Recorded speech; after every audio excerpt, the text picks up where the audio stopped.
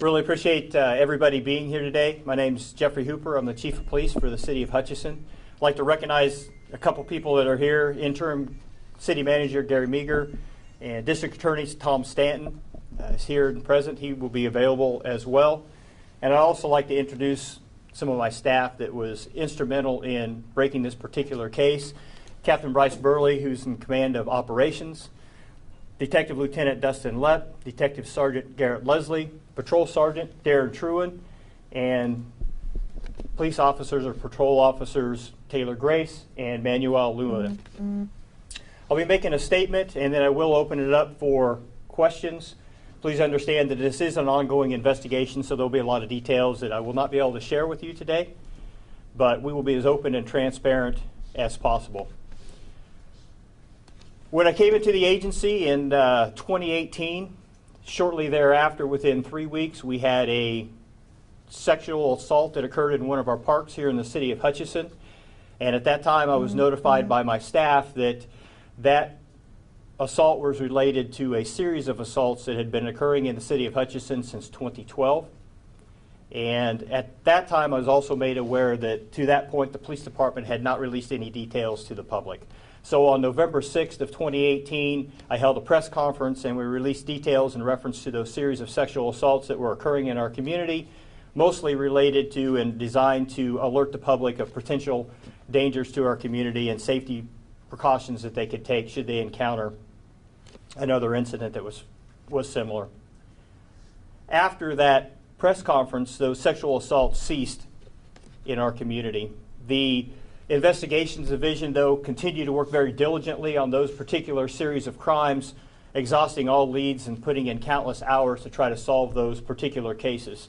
I think it's important to note that those cases were never put in a cold case status. They always remained active and assigned to a detective, and work continued to be done over those cases for the last several years, including when a sexual assault case would come into the Investigations Division. Each one of those cases was reviewed and looked at method of operation and standard patterns to see if any of them possibly could be related to the serial assaults that we had that occurred between 2012 and 2018 to see if our perpetrator was possibly active again in our community. Here most recently, we started having a series of prowler calls and window peeping calls that were occurring in Hutchinson. That information was passed along to our Special Operations Bureau and more specifically to our Criminal Intelligence Unit, who sent out information in regards to certain patterns of crime and certain ways that we thought we could combat those particular prowler calls and window peeping calls. That information was passed on to operations, and the Operations Division, and specifically in this case, Sergeant Truen and his crew, took that information and used our community engagement initiatives, made contact with residents up in those areas in an attempt to both gain information and let the residents kind of know what was going on in their community so that they could be safe and keep an eye out. It's really between those joint efforts with our community that we're able to solve crimes like this. That particular activity and action by our officers led to Officer Grace and Officer Luna being able to detain a suspect in the immediate area of one of those prowler calls. That information in those cases then got forwarded to the Criminal Investigations Division. Through great police work and follow-up, Sergeant Leslie and Lieutenant Lepp were able to piece those cases together and gather enough information that led them to believe that those prowler calls were related to the sexual assaults that had occurred between 2012 and 2018. They were able to put those cases together, forward that information, and work with the District Attorney's Office. And the District Attorney's Office this morning filed charges in those particular cases, and a warrant was issued.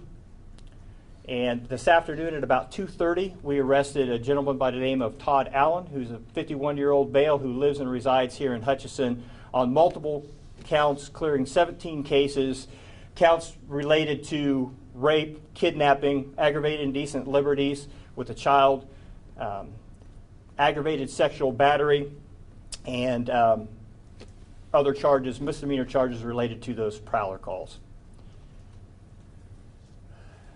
Furthermore, I wanted to let everybody know that Mr. Allen is a former police officer from the Hutchinson Police Department.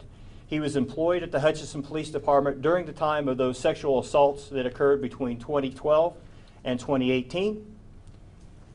That was during the prior administration when I took over at the end of 2018, and we issued the first press conference. Mr. Allen resigned from the police department and has since been living still in the city of Hutchinson. I just kind of wanted to say that I am appalled and disgusted that somebody who is a suspect in these type of crimes and this type of behavior ever wore the uniform and this badge that I am honored to pin on my chest every day. But I'm very proud of this administration and all the men and women that diligently worked on these cases over the last decade and who today brought Mr. Allen to justice. So I'd like to thank them and their hard work. I'd like to thank the District Attorney's Office and Tom Stanton for their diligent work in partnering us with these particular cases. But most of all, I'd like to thank our community and the community effort and the support that we got from them and the tips that we got from our community, because together we were able to take somebody off the street that was a predator in our community.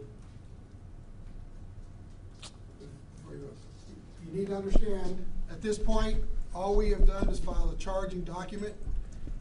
The defendant is assumed and presumed innocent until proven guilty and found by a jury or otherwise found by court to be guilty. So nothing that's being said here today should be considered anything but an allegation at this point. And with that, I'd be happy to answer any questions you might have. So all these crimes that he's been charged with occurred prior to the 2018 announcement or the press conference? That's all the sexual predator, sexual assault calls occurred prior to that media release, that press conference on November 6th of 2018. The most recent prowler calls have occurred after that time period. But the crimes, the sexual crimes he's going to be charged with date back to those. There's nothing that's occurred since then that... Correct. How many victims are there? That's something that we're not going to release. We haven't had the opportunity to contact all the victims at this point, I don't believe. When you did the prior press release, conference, you asked the public to come forward if they had been victims. Did any come forward after that? Actually, we did have a victim come forward after that particular case, and some more cases were added. But even they came forward after the press conference, but those incidents occurred prior. And likewise, we do suspect there may be other victims out there, and we would encourage them to still come forward. Is there specific forensic evidence connecting this person to these crimes? Do we know? Something I can't discuss. Fair enough. Chief, obviously this didn't occur under your leadership in the department, but what significant changes have been made, and are there any changes that are going to be made to ensure that nothing like this happens within the police department in the future? Yeah, I appreciate that question. Yes, it did not occur underneath my administration, and one of the things that I did when I got here was we completely changed our culture, and one of the first things I indicated is that we are going to be a premier police department, and we're going to hold ourselves accountable, and nothing but excellence in law enforcement was going to be tolerated inside this agency. Several members of the prior administration, if you've been following us, have been terminated, and others have resigned. And we've put people around us and put people in this organization that the community can trust. We are working on becoming an accredited law enforcement agency so that we're going to be able to prove that we are the elite agency that we say that we are. We have a complete and thorough internal affairs process. We have an advisory board that reviews our policies and our discipline. We work with the City Human Relations Office for that as well. And so we've put systems in place to ensure that we have the proper men and women with the proper heart and the proper mindset and the proper ethics and morals to serve this community. What rank was he at the time of his resignation? He was a patrol officer. Okay. And would he, and you can't speak to your prior, the administration before you came in, and I don't expect you to speak for him, but did you find, or can you comment on his involvement in any of the cases, maybe responding to reports or anything? Would he have been able to influence investigators prior to you coming into your position? I certainly don't have any direct knowledge of that, but I do know that the casework that my detectives did is solid and is above reproach. I was just meaning, sorry, before you came in. Right. Can you comment on the age range of the victims? I won't comment at that at this time. Thank you. Do you know if he was a church deacon? I do not have that information. How long did he work at the department? I'm sorry? How long did he work at the department? It was over 20 years. I don't know the exact dates. Are you looking at crimes prior to that, or is that pretty much the period? We've investigated all the cases and incidents that we are aware of that possibly could be related. But like I said, all the cases, Lieutenant Lepp is very thorough, and all the cases that come into his division are thoroughly reviewed. So I believe that all the cases that possibly could be related that have been reported to us are included. If there are other people, other victims, what can you say to them to bring comfort to them so they are comfortable coming to you that and they might not have been before? Yeah, and I very much appreciate that. We are here for our victims, and it's one of the things in our meeting we had this morning with the District Attorney's Office that we hope to be able to give some comfort and relief to the victims, because they're the ones that really matter in this particular case. And I can't imagine being traumatized a decade ago and now just finding out potentially who the suspect has been. Certainly would encourage anybody else that may have been a victim to come forward, and maybe they too can get closure from that particular case. And one of the things that I talked to Mr. Stanton about is that we have nothing if we don't take care of our victims in our community. And so I think that's the most important piece here. And I would encourage anybody to come forward and let the District Attorney's Office be their voice of justice. Would any of the victims have known his position at the time these crimes occurred? Certainly don't know that, and it wouldn't be something I could speak of even if we did. Yeah. You know what his bond is and whether he's in the jail here? We'll give you a document before you leave here today that will list all the specific charges and the number of accounts, and that will have his bond on it, so you'll have that information before you leave here today. He is scheduled for first appearance tomorrow morning at 9:30. Okay. So if you didn't hear that, he's scheduled for first appearance tomorrow morning at 8:30. 9:30. Oh, I'm sorry, 9:30.